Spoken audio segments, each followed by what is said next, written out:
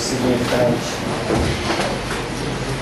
Deus vivo e poderoso, nós te glorificamos por esta hora, por esta manhã que o Senhor nos permite, por este momento inigualável, em que aqui viemos, ó Deus, para pagar o preço e para receber de Ti aquilo que é necessário para a nossa caminhada, ó Deus, para o nosso crescimento, para que nos tornemos dia a dia um instrumento nas Tuas mãos. Assim, Deus bendito, Deus glorioso, nós te pedimos a graça, te pedimos o favor, pois declaramos, confessamos que sem Ti nada podemos fazer, sem Ti não temos condições de falar, e sem Ti não temos condições de aprender. Por isso nos instrui e nos capacita para a honra e glória do Teu santo nome, em nome de Jesus. Amém. Amém. Aqui, hoje na nossa página 30, nós vamos seguir um estudo chamado As 70 Semanas de Daniel. Essas 70 semanas de Daniel compreendem profética e simbolicamente 490 anos. São as 70 semanas proféticas de Daniel. Aí você vai precisar entender simbologia e você vai precisar entender numerologia, tudo logicamente dentro do contexto bíblico. Por exemplo, você vai ver, tem as referências aí, dizendo cada dia da semana é igual a um ano. Informação muito importante, em que um dia dessa semana profética é igual a um ano. Isto é fundamentado. Isso não é talvez, não, quem sabe, pode ser, não. Isto é revelação bíblica, isto é simbologia, numerologia e outras coisas mais, profecia, tudo isso está incluído no contexto bíblico, em que nós sabemos que o livro que nós temos em mão, ele não é só um livro didático ou só histórico, ele é um livro espiritual. E quando se fala espiritual, aí vai entrar uma série de coisas que a mente ou o entendimento normal não conseguirá compreender de forma alguma. A Bíblia não foi escrita para qualquer um entender. A Bíblia é algo escrito para aquele que se torna povo de Deus. Tanto que a Bíblia diz, derramarei água sobre o sedento. Sedento aí é um conceito daquele que anseia pelas coisas de Deus. Logicamente que Deus está falando, derramarei água sobre o sedento, como? Vai fazer o quê? Vai jogar chuva? Vai jogar o dilúvio? É isso? Não é nada disso. Então, esses conceitos estão dentro da necessidade primária para que você possa compreender outras coisas. Tipo assim, o que eu tenho aqui? Eu tenho aqui um X A4, como você chamaria isso? Se você não aprendeu primeiro na escolinha o X, depois o X ao quadrado, depois o X ao cubo, se você não teve uma escala de graus de ensinamentos, você não terá condições de compreender coisas dessa natureza aqui, X à quarta potência, ou seja, em tudo em que o contexto conhecimento e ensino gira, existe uma escala. Por que tantas pessoas me ouvem na internet, em rádio, seja lá onde for, nos CDs, e dizem o quê? Esse cara é louco, isso é maluco. Por quê? Porque ela está me enxergando lá na quarta potência, mas ela não participou em nosso meio, ela não acompanhou as coisas. Tanto que hoje nós temos no nosso centro bíblico o quê? Um material que ele começa desde o começo do ministério. Nós temos tudo ali gravado, áudios das mensagens em ordem de data, porque aqueles degraus vai facilitar a compreensão de muita gente. Muita gente vai se deparar com o ministério hoje no que é.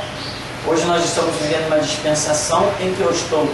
O meu chamado nessa dispensação é demonstrar a problemática prática e o colapso de um sistema jurídico dentro da própria democracia. Quem me ouvir vai dizer, esse camarada é maluco.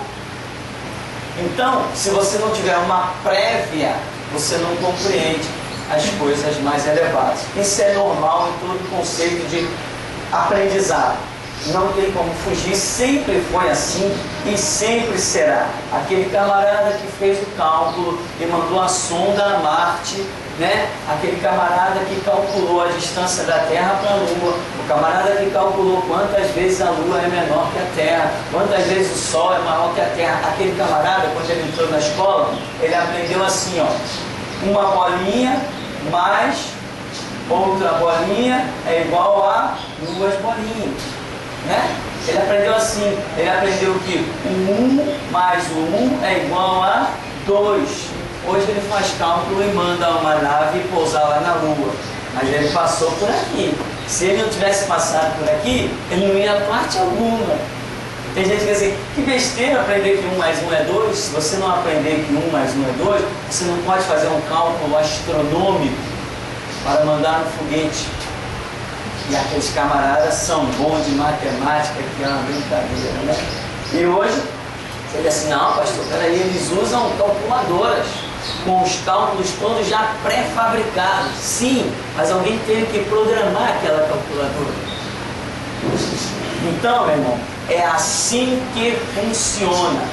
Perdeu tempo, não aprendeu, não estudou, o tempo passa. Quando vem uma revelação lá na quarta potência, você vai sentir falta do quadrado, do cubo. É assim que funciona em todo lugar. Negligenciou aqui, quando a igreja estiver lá, você não está lá, você pensa que está. É assim que funciona quando o assunto é conhecimento. Existe uma escala crescente de aprendizado.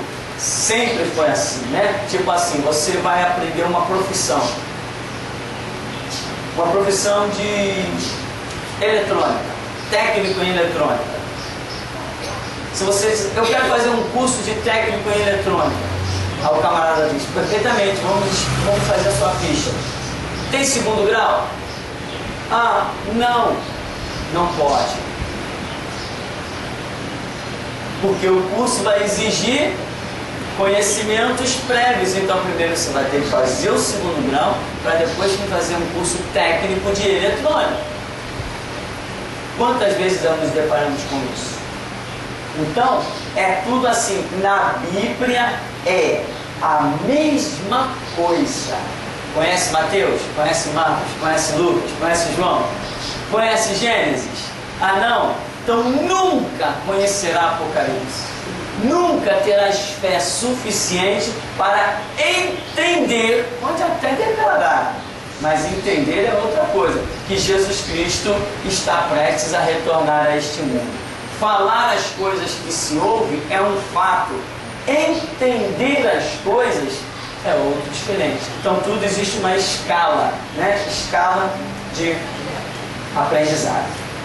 Então aqui diz, as 70 semanas, 490 anos, página 30, Daniel 9, 24 a 27, é onde se está.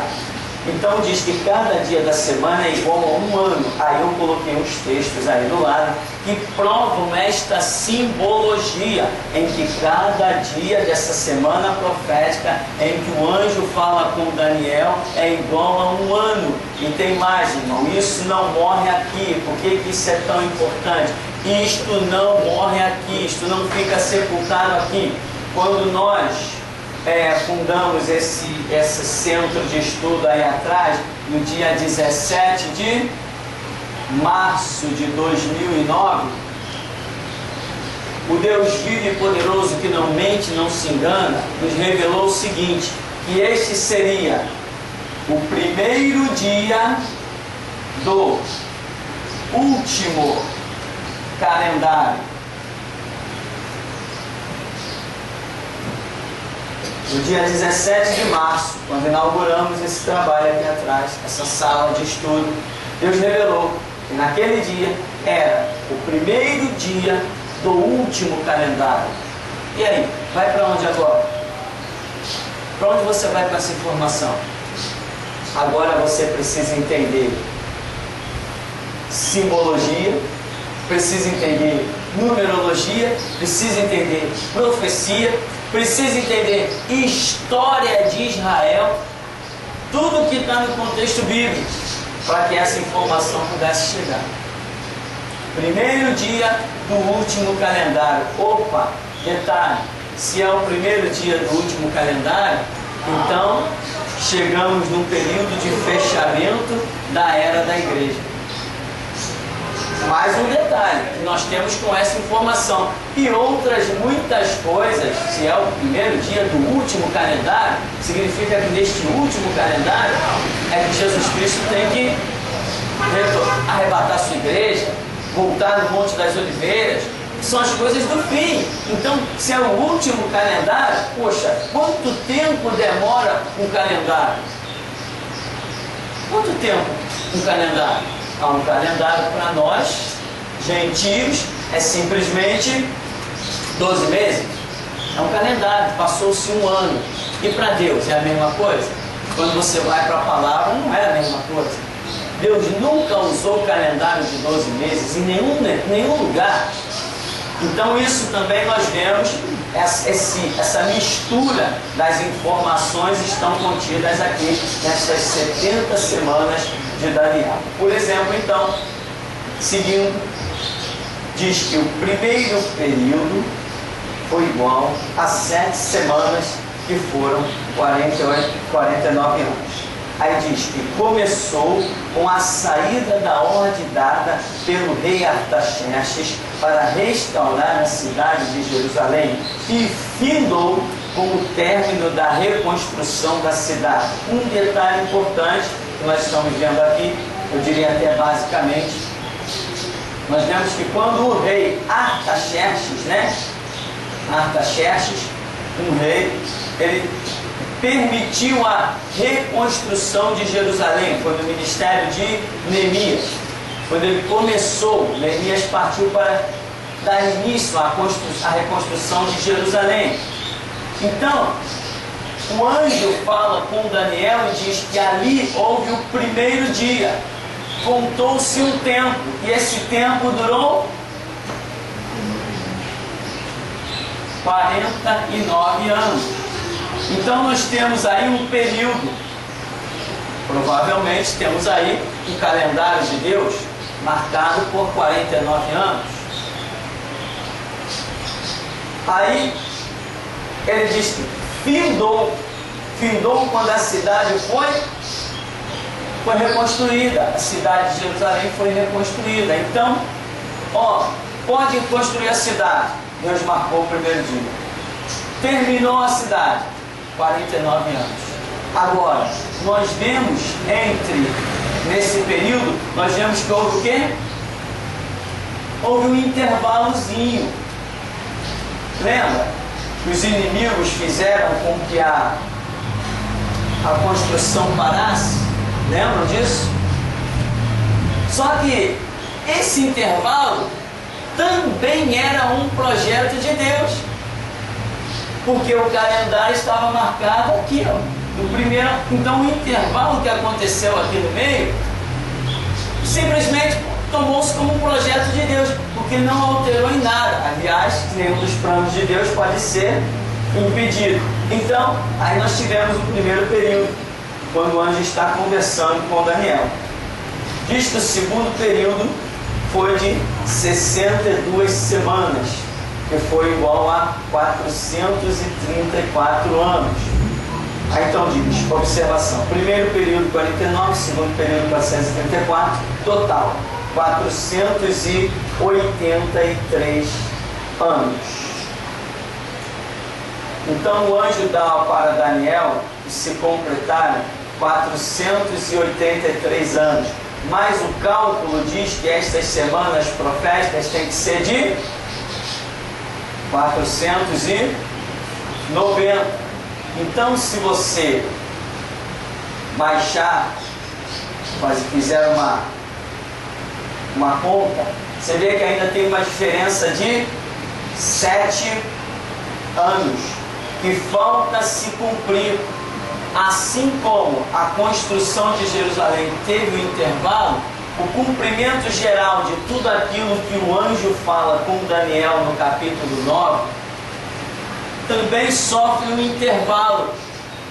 E esse intervalo, semelhante à interrupção da construção de Jerusalém, este intervalo, nós estamos hoje nele, dentro do intervalo, que se chama, como se chama? Tempo da graça. Hoje nós estamos vivendo esse intervalo, ou seja, o anjo falou, olha, sai uma ordem para construir Jerusalém. Jerusalém foi construída e tal, e as coisas foram acontecendo, tal, chegou-se a 483 anos.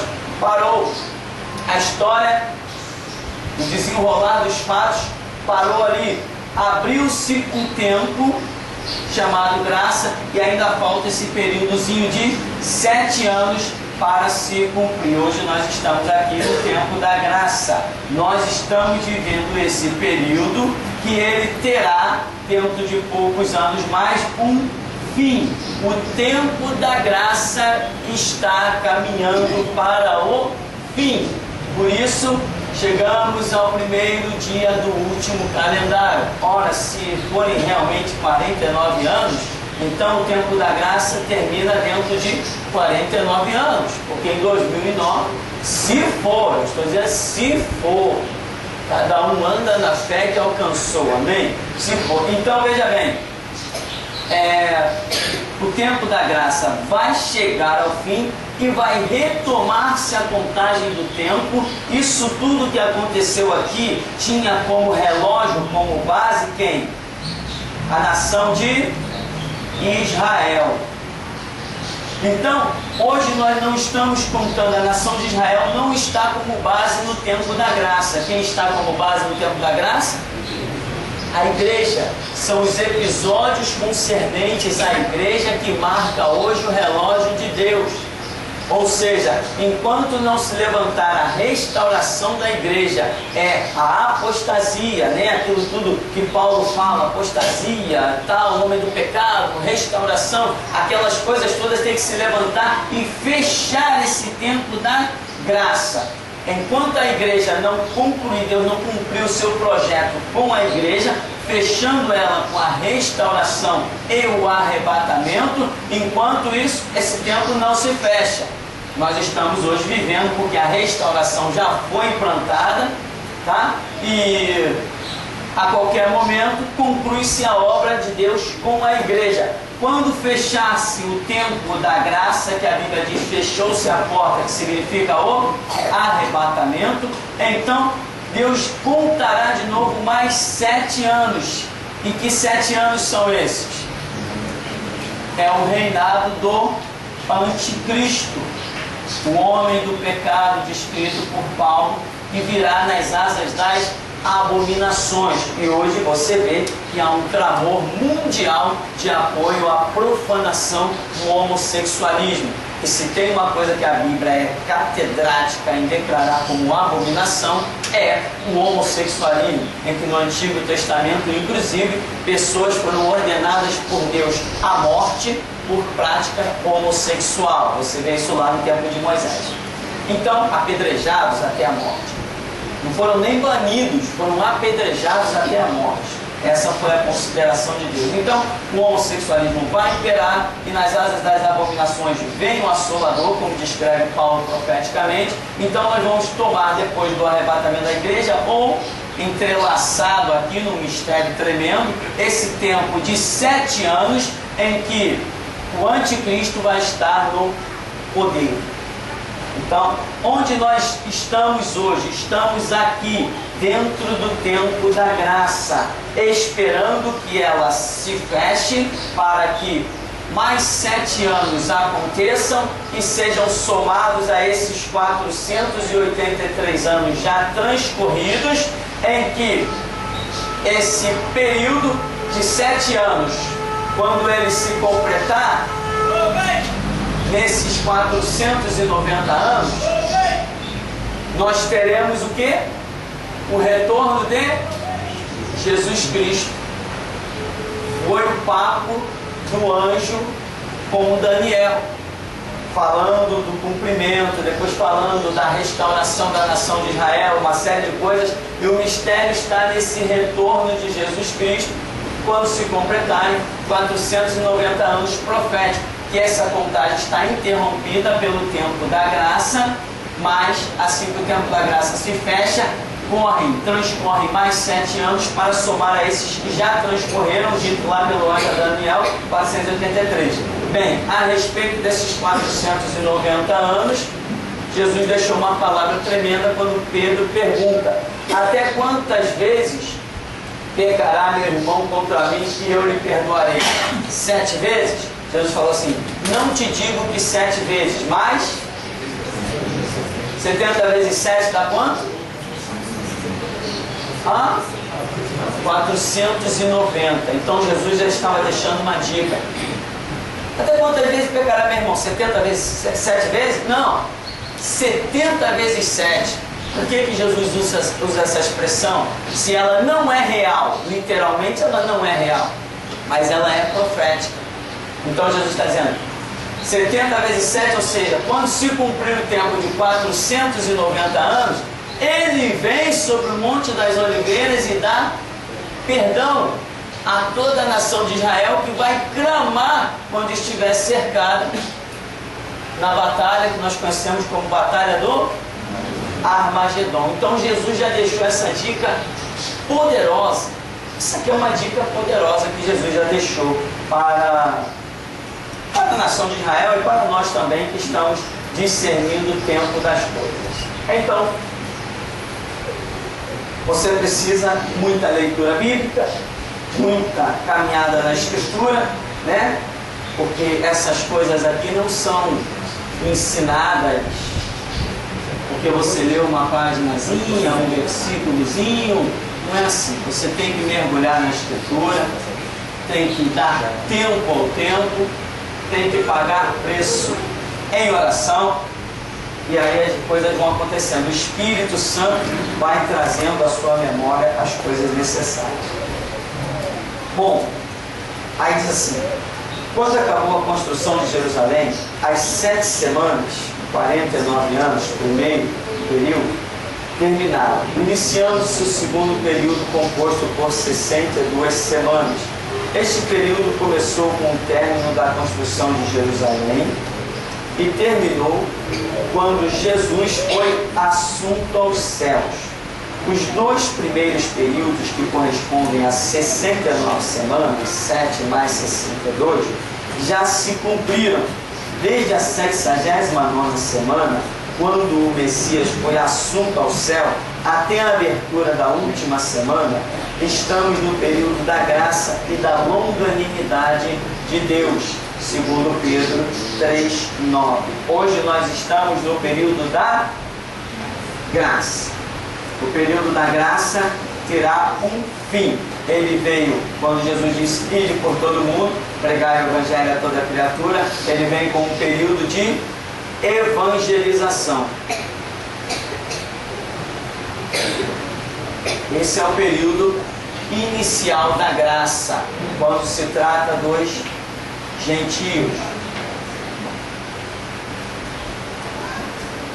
Mas esse período de evangelização, ele tem um fim. E aí nós tomamos parte no período de restauração. Ou seja, a igreja no tempo da evangelização caminhou, conquistou, atingiu seu auge. Depois a igreja vem e atinge uma queda impressionante. Irmão, a queda da igreja, ela me deixa em êxtase. É impressionante a queda da igreja. Até pessoas que viram anjos negaram Deus. Pessoas que foram curadas milagrosamente negaram Deus. Pessoas resgatadas da Umbanda, Quimbanda, magia negra, do homossexualismo, negaram Deus. A queda da igreja, a igreja atingiu um auge tremendo, depois ela teve uma queda que não teve mais fim. Caiu e continua caindo até hoje. Então, com esta queda da igreja, surge necessidade da restauração. Período esse que nós já começamos. em que nós agora vamos transcorrer um tempo aí que nós não sabemos exatamente, mas desconfiamos desse tempo. Por quê? Porque Deus nos revelou 17 de março como o primeiro dia do último calendário. Último calendário, dentro de uma dispensação, compreende período da restauração. Isto é certo. Exemplo, a nação de Israel vem caminhando no tempo da lei. Esse tempo da lei tem uma série de fatores, tem reis dentro dele, tem ministério sacerdotal dentro deles, tem profetas no meio desse ministério da lei concernente aos judeus, mas no final a Bíblia vem e diz que a lei durou até João. E quem foi esse camarada? Foi o restaurador, foi a voz da restauração para a nação de Israel. Então João fecha, a Bíblia diz que a lei durou até João. João vem com um período de restauração. Depois do período de restauração de João, aí Jesus Cristo é dado como Cordeiro de Deus que tira o pecado do mundo, e na pessoa de Jesus Cristo é instituído o tempo da graça, o tempo que nós hoje estamos vivendo. Mas até João foi lei, de João até a graça foi restauração. De Jesus até a próxima restauração da igreja, vai fechar o tempo da graça como um todo. Então, assim como houve para a nação de Israel no período final a restauração, assim também haverá para a igreja. Porém, o tempo exato disso desconfiamos, mas não sabemos. Detalhe é que João Batista conviveu junto com Jesus Cristo. João Batista e Jesus, a diferença de nascimento de um para o outro era o quê? 3 meses, né? 6 meses. 6 meses. Nasceram praticamente no mesmo ano. Não sabemos exatamente o tempo exato, mas foi diferença de 6 meses, pode ter nascido até no mesmo ano. Porém, o ministério de João Batista era bem compreendido por ele, quando os discípulos disseram assim: aquele de quem tu deu testemunho está lá batizando. Aí ele falou assim: mas vocês são testemunhas de que eu farei, ele é maior do que eu, importa que ele cresça e eu diminua. Ou seja, diante da manifestação de Jesus Cristo, o ministério da restauração tem que subir. Então, primeiro ele vai se manifestar, o tempo da restauração é manifesto, cumpre o seu papel e Cristo é manifesto. Isso é matemática bíblica. Não tem para onde fugir. Isso aí não existe mais. Existe uma outra interpretação? Não existe nenhuma outra interpretação. Por quê? Porque Israel é o retrato da igreja. E sendo assim, nós já vimos que a história já aconteceu com Israel e vai acontecer com a igreja. Não tem para onde fugir. É isso e ponto final. Mas muita gente, por não conhecer alguns detalhes, principalmente por faltar na vida de algumas pessoas um negocinho muito desprezado chamado oração. Muita gente não compreende porque falta isso aqui. Oração, clamor. Muita gente está acostumada a orar: Deus abençoe meu filho, Deus abençoe minha casa, Deus que não me falte o pão. Essa oração para a igreja é lixo, ela não presta para o reino de Deus. A oração verdadeira é uma oração de guerra. É uma oração de guerra. Deus me dá entendimento, eu quero fazer a sua obra. eu quero desfazer as obras do diabo, eu quero te servir. Mas como é? Deus, o meu pão de cada dia. Ai, Jesus, obrigado pelo pão de cada dia. Irmão, você já viu alguém servindo Jesus e pedindo esmola? Cadê? Quem é esse cara que serve Jesus e pede esmola? Me apresenta ele. Eu nunca conheci ninguém. Já vi gente pedindo esmola e se dizendo crente. Eu já vi, mas crente não era. Por exemplo, dessa igreja pentecostal Deus e Amor. Já cansei de ver gente daquela igreja pedindo esmola, porque lá não é igreja, e lá não tem Deus. Agora, quem serve a Jesus Cristo não pede esmola. Então para de fazer essa oraçãozinha mendiga. Parte para a guerra, parte para a batalha, entra nas regiões celestiais, muda a história, atue a de outros. Então, falta uma oração eficaz, oração de coragem, oração de valentia, oração de entendimento. Essas coisas é que faltam. Quando falta a oração, meu irmão, aí falta a compreensão, não tem condição de ir adiante de jeito nenhum. Mas nós temos que explicar essas coisas nesse lugar. Então, se você observar o livro de Daniel, aqui no capítulo 9, nós vamos dar uma lidinha. Deixa eu só pegar uma Bíblia aqui.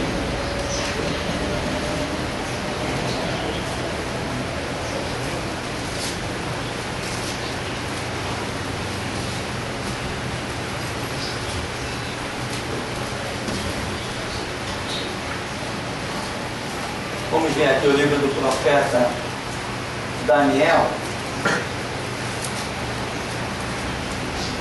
Depois de Ezequiel, vem Daniel. Capítulo 9, no verso 24.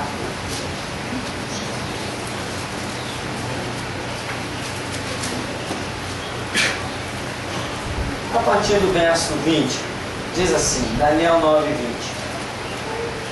Falava eu ainda e orava, e confessava o meu pecado e o pecado do meu povo de Israel, e lançava a minha súplica perante a face do Senhor, meu Deus, pelo monte santo do meu Deus.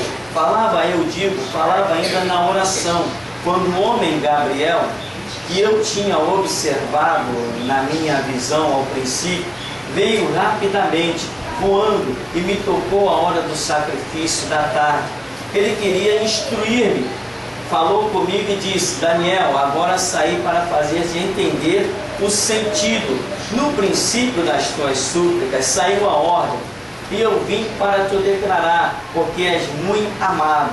Considera, pois, a coisa e entende a visão. 70 semanas estão determinadas sobre o teu povo e sobre a tua santa cidade, para fazer cessar a transgressão, para dar fim aos pecados, para expiar a iniquidade, para trazer a justiça eterna, para selar a visão e a profecia e para ungir o santo dos santos. Sabe e entende, desde a saída da ordem para restaurar e para edificar Jerusalém, até a ungido ao príncipe, 7 semanas e 62 semanas. As praças e as circunvalações se reedificarão, mas em tempos angustiosos. Depois das 62 semanas, será morto o ungido e já não estará. E o povo de um príncipe que há de vir destruirá a cidade e o santuário. E o seu fim será num dilúvio, e até ao fim haverá guerra. Desolações são determinadas. Ele fará firme aliança com muitos por 1 semana. Na metade da semana, fará cessar o sacrifício e a oferta de manjares sobre a asa das abominações, virá o assolador, até que a destruição que está determinada se derrame sobre ele.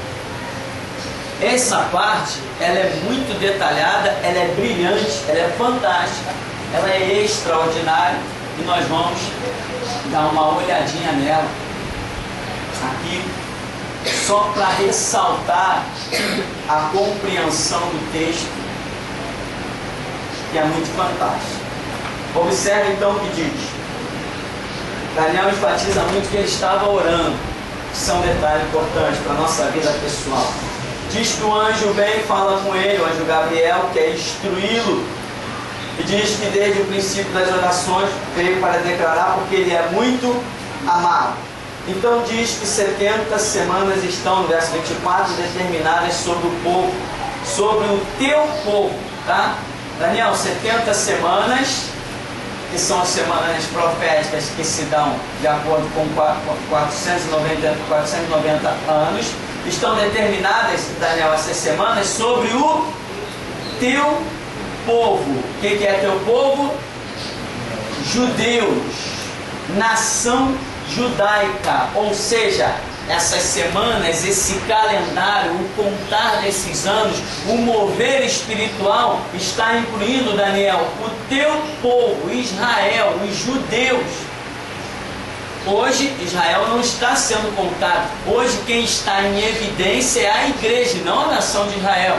Então esse tempo sofreu uma interrupção. Justamente ele sofreu uma interrupção aonde? Nos seus 483 anos, aonde está faltando se cumprir 7 anos que tomarão início quando a igreja sai da terra e Deus volta a tratar com a nação de Israel. Amém? Se você já está catedrático. Então diz, sobre a tua cidade santa, para fazer cessar a transgressão, para dar fim aos pecados, para expiar a iniquidade, para trazer justiça eterna, para selar a visão e a profecia, para ungir o santo dos santos. Ou seja, isso aqui está falando do implante do reinado de Jesus Cristo. Quando ele descer sobre o Monte das Oliveiras e implantar o seu reinado de 1000 anos, beleza, você já sabe disso muito bem. Então, aqui está dizendo isso, verso 24 novamente, 70 semanas, ou seja, o cumprimento de 490 anos, está determinado sobre o teu povo e sobre a tua santa cidade. Os episódios que contam, que dão acesso, dão continuidade a esse cronômetro é Israel e é Jerusalém. Você vê que hoje tem a discussão lá, onde vai construir o templo, onde não vai construir o templo, a quem pertence Jerusalém, a quem não pertence. Agora estão querendo transformar Jerusalém na capital turística do mundo, ou seja, ela não vai pertencer a ninguém, ela vai ser um patrimônio mundial. Quando decretarem isso, opa, pode ser que o relógio de Israel retome a sua caminhada. Então, ainda aqui no verso 24, para fazer cessar a transgressão, é Cristo se manifestando, para dar fim aos pecados, para expiar a iniquidade, para trazer justiça, o quê? Eterna. Significa que haverá um implante de um reino que não passará a outra geração. Lembra da interpretação de Daniel quando da estátua que Nabucodonosor viu? Que a pedra cortada sem mão feria a estátua e demolia todos os impérios, e a pedra se transformava num grande monte. O que quer dizer monte?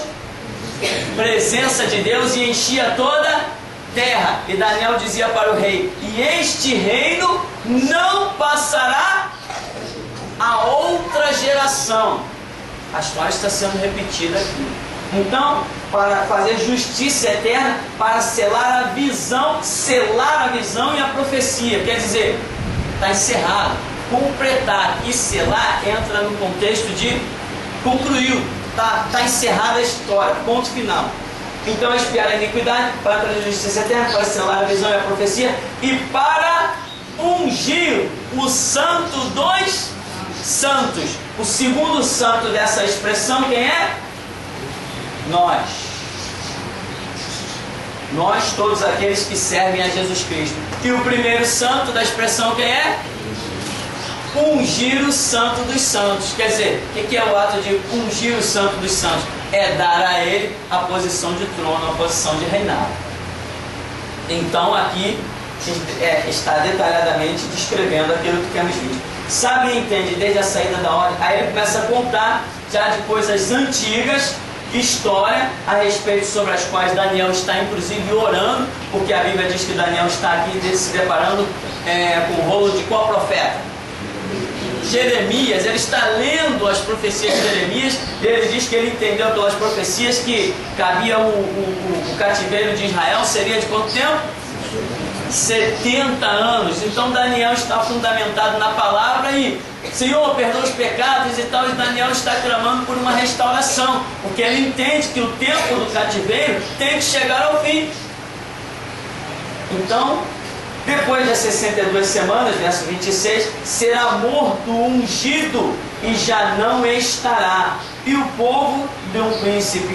Então veja bem, depois das 62 semanas, então nós tivemos um período que foram as 7 semanas mais 62 semanas, que é igual a 69 semanas, ou seja, 483 anos. Fica faltando aí 7 anos, e aí que compreende uma semana que está faltando, porque cada dia é um ano, cada semana são 7 anos. Amém? Então está faltando uma semana, porque até aqui o anjo está dizendo, depois das 69 semanas, que ele descreve o primeiro período e o segundo período. Depois das 69 semanas, depois das 69 semanas, será morto o ungido. Quem é que foi morto? Exatamente nesse período?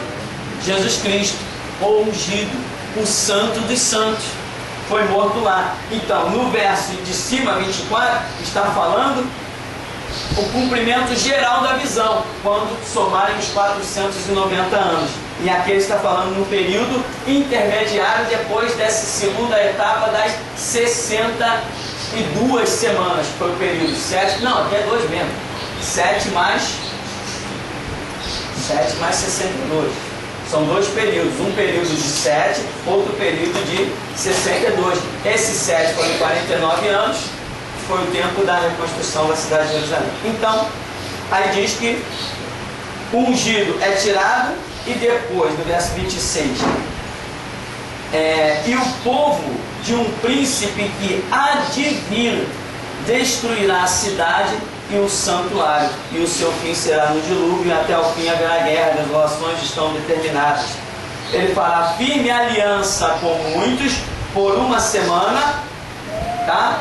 Essa semana aqui, ó, muitos, são esses 7 anos em que vai retomar a questão com a nação de Israel. Ele fará aliança com muitos por uma semana. Na metade dessa semana fará cessar o sacrifício e a oferta de manjares. Sacrifício e oferta de manjares é ritual da nação de Israel exclusivamente.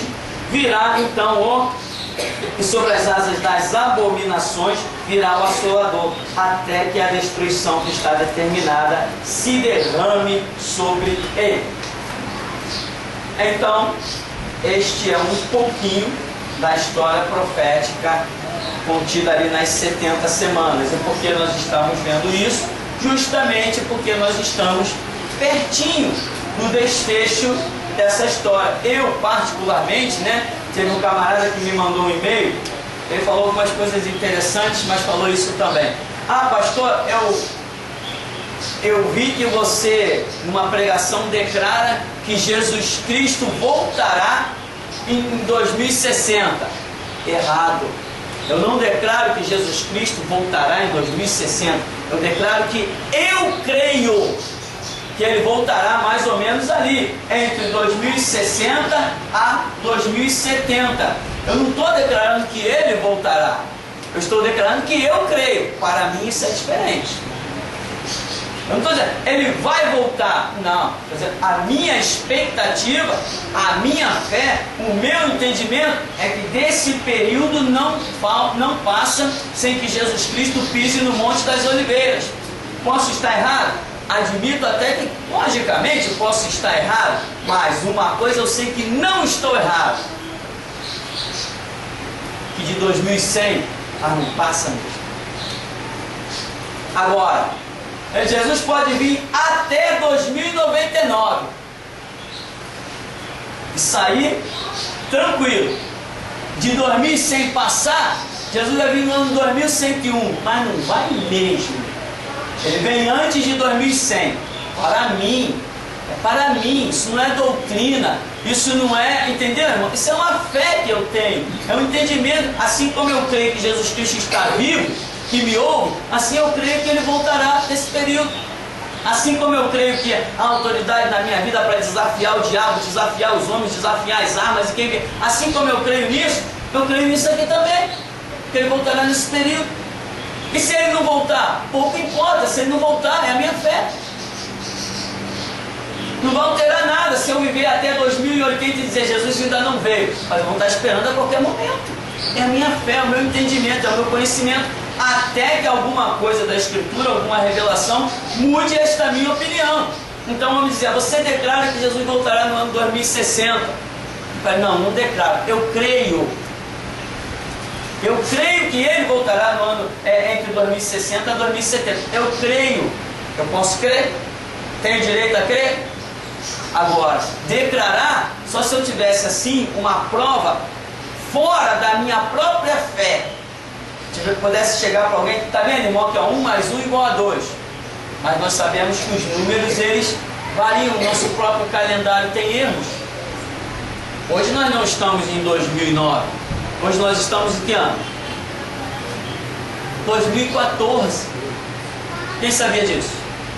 1, 2, 3. Hoje nós estamos em 2014. Por quê? Foram descobertos ao longo da história erros de calendário. Então, eu não posso dizer, Jesus veio em 2060.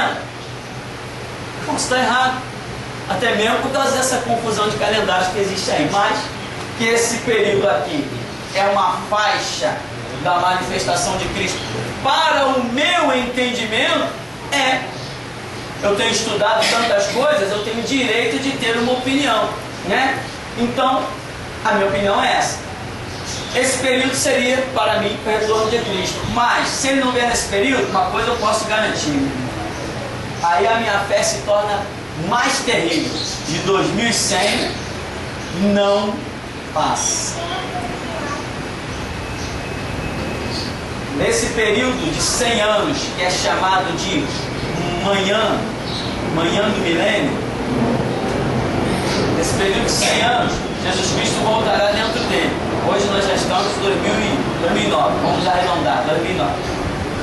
Mas, que vai passar de 2100, mas isso não vai mesmo. Bom, quem viver, verá. Eu acho que até lá eu não estou por aqui não. Eu acho.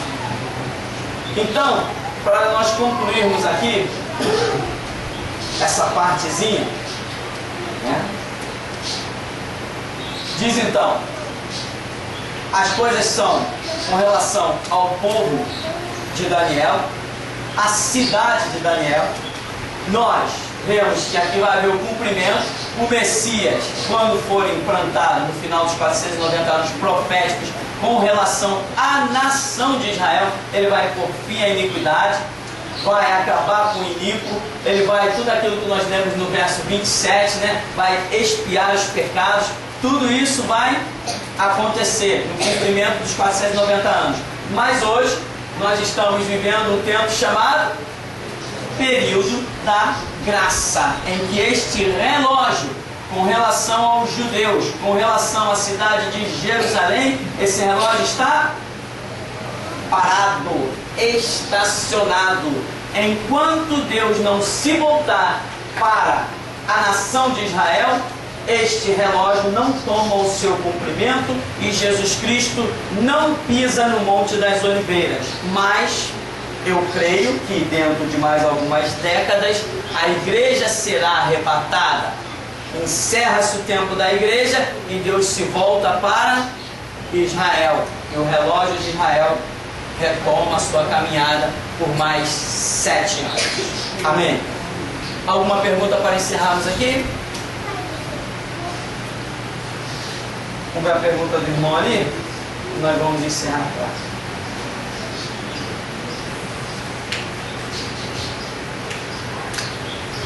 Eu achava que a igreja ia atravessar um pouco esse terceiro período, pastor. Terceiro milênio? Não, o terceiro período, de 7 anos. Mas antes disso, a igreja arrebatada não tem Não tem aquela passagem que o anticristo faz um pacto com Israel? Sim, sim. 3 anos e meio cessa, a igreja não pega isso? Perfeito. Não, veja bem, o que acontece? Nós aqui estamos tratando de uma forma simplificada e arredondada. Arredondando a situação, porque existem alguns detalhes. Por exemplo, lembra que eu falei que João Batista, né, viveu no mesmo tempo que Jesus Cristo, mas nós conseguimos ver distintamente o ministério de cada um. Porém nós vemos, né, alguém dizendo, Senhor, para João Batista, aquele lá está batizando. Ora, João Batista ainda está exercendo o seu ministério, mas o ministério de Jesus também já está tomando um cumprimento. Então nós vemos aí um entrelaçamento. João Batista entra na era de Jesus, Jesus está também na era de João Batista. Porém, nós vemos algo muito diferenciado, detalhadamente diferenciado. Agora, quando Jesus institui pela sua morte o tempo da graça, cadê João Batista? Já tinha ido há muito tempo. Então nós vemos as coisas assim. Agora, o que eu vejo também? A lei durou até João, mas João veio com algum papo de que tinha abolido a lei? Eu pergunto, a lei durou até João, mas ainda no tempo de João, a lei ainda tinha o seu valor? Sem dúvida, porque o próprio Jesus ainda vai fazer menção de coisas da lei. Então a lei ainda tem lá conceitos. Então nós vemos mais uma vez um entrelaçamento. O que vai acontecer aqui com a igreja que vai ser arrebatada? A igreja dos últimos dias que vai ser arrebatada, ela vai estar vivendo um período em que o anticristo já vai estar reinando. Embora sejam ministérios bem distintos de cada um, tanto do anticristo quanto da igreja que vai estar incendiando o mundo de uma maneira completamente sobrenatural, a igreja das últimas horas vai ser uma coisa indescritível. Ainda assim nós vamos ver um entrelaçamento. Nós veremos a igreja penetrando, porque a parábola das 10 virgens de Mateus 25 diz que à meia-noite foi que ouviu-se o grito. Se é meia-noite, alguém está gritando para despertar as igrejas. Então tem um grito que está na meia-noite, e esse grito quer despertar as igrejas. Aonde? Tudo isso no período da meia-noite. Então nós vemos o grito, vemos igrejas dentro da meia-noite. Meia-noite é o reinado do cara, do homem das trevas. Então nós vemos também um entrelaçamento. Porém, o brilhante é isso, que embora nós possamos ver, tenhamos condições claras e óbvias de ver o final de cada ministério especificamente, e o início de cada ministério ou dispensação especificamente, ainda assim conseguimos milagrosamente detectar o entrelaçamento entre as dispensações. Isso acontece. Por exemplo, hoje, estamos no tempo da restauração? Estamos, mas não tem igreja ainda vivendo o tempo da evangelização?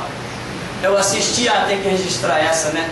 Só para a gente concluir. Eu assistia ontem, passei na sala da minha mãe, olhei na televisão, aí aquele rock pesado, guitarra, contrabaixo e tchan, gente profissional.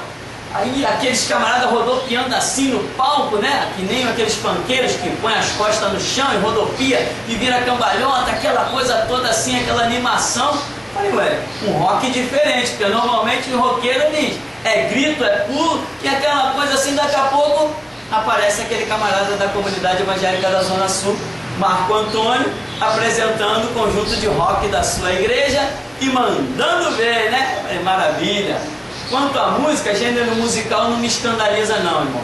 Mas tá rodopiando, virando cambalhota, os caras vão para a igreja, ao invés de ir para a igreja para estudar a Bíblia, vai para a igreja para aprender passos, coreografia. Isso é lixo, isso é queda da igreja. Para mim não é mais igreja. A comunidade da Zona Sul para mim não é mais igreja. Já não é há muito tempo, porque a política já desfila lá há muito tempo. Então, hoje nós estamos no período da restauração, mas ainda tem gente entrando para igrejas que ainda pregam vamos assim dizer, entre aspas, muito entre aspas, a tal da evangelização. Ainda tem gente entrando, de vez em quando você ouve algumas pessoas dizer, eu me converti em tal lugar, eu me converti em tal lugar. Essas pessoas que se converteram na evangelização, que ainda está existindo, vamos assim dizer, elas terão que vir para a restauração. Restauração não é ir para uma igreja, restauração é ter um entendimento. Terão que ter um entendimento de restauração para daí poder ser arrebatado. Se não entender a restauração, se permanecer na era da evangelização, não será arrebatada. E isso eu afirmo. Não será arrebatada. Já não é o que eu creio, é o que eu afirmo mesmo. Isso eu afirmo. Se não conhecer restauração, não será arrebatada. Amém? Vamos dar uma paradinha para a gente beber uma água bem gelada.